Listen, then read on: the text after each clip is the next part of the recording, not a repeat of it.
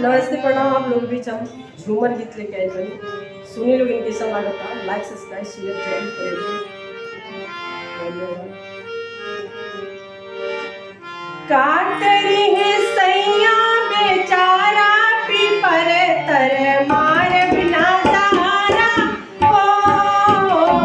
का करी है सैया बेचारा पीपर तर मार बिना सहारा हो।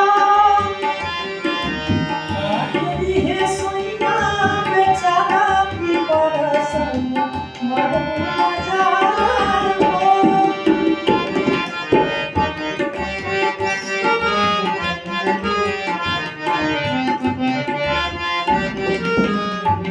का करी है सैया बेचारा पीपर तर मार बिना सहारा हो।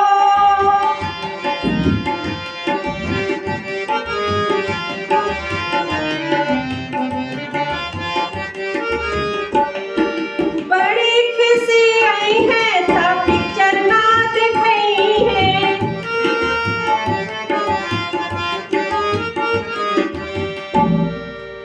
बड़ी खुशी आई है तब पिक्चर ना दिखाई है।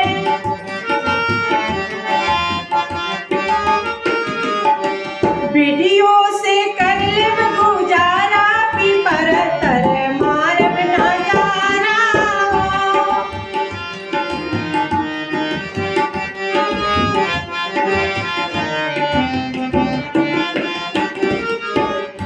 का करी है सैया बेचारा पीपर तर मार बिना जाना हो।